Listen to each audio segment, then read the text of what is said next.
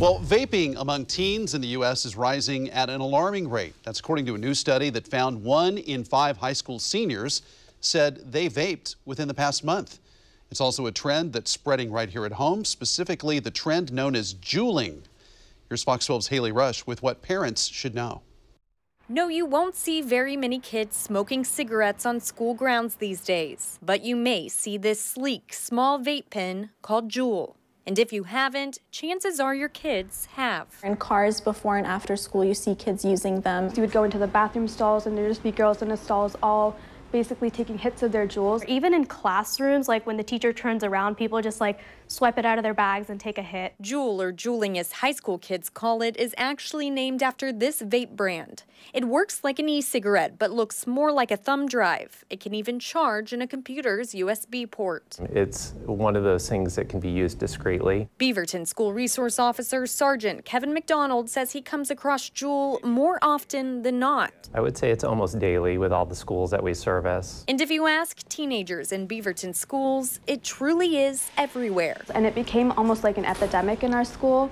And I saw some of my really close friends and people who I thought would never really get involved in this kind of product become like a victim of this product, and a lot of them got really addicted to it. So it looks like just a lot of awareness. This group of students, known as Rebels for a Cause, brings teens from Multnomah, Clackamas, and Washington County together to educate other kids about the dangers of smoking. We kind of created some buzz. Attention, yeah. And most recently, juuling. It's really prevalent. Last year there was an incident that kind of went all around the school. A student at a football game had a Juul with them, and in the yearbook picture they're seen holding the Juul at the football game, and it went in the yearbook kind of undetected by administration. The Rebels tell me from what they've seen, it's so easy to do it at school or school events because it's hard to catch students in the act.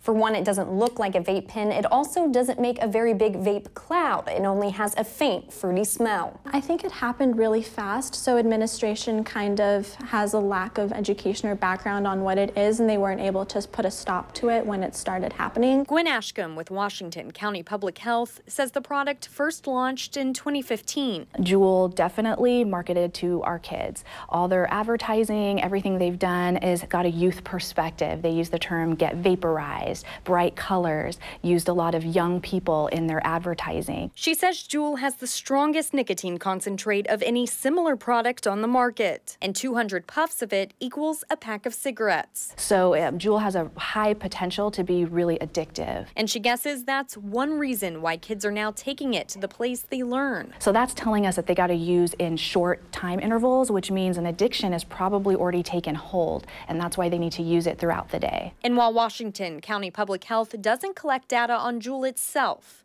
it does collect data on vaping in general, finding 29% of high school students have used a product like it in the past. 16% have used it in the last 30 days.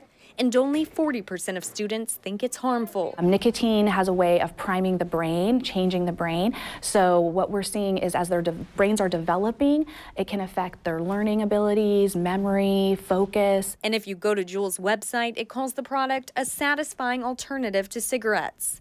But Ashcombe says something meant to help adults quit smoking could actually be helping your kids start. Safer doesn't mean safe, and healthier does not mean healthy. And so that's what we try to make sure people understand with this product. In Washington County, Haley Rush, Fox 12 Oregon. On Juul's website, the CEO of the company says they've never targeted to teens, but acknowledge that kids are using vape products, including Juul's.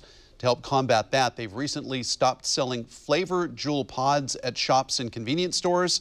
And online, they've now added an additional age verification system that tries to make sure someone under 21 can't order the product.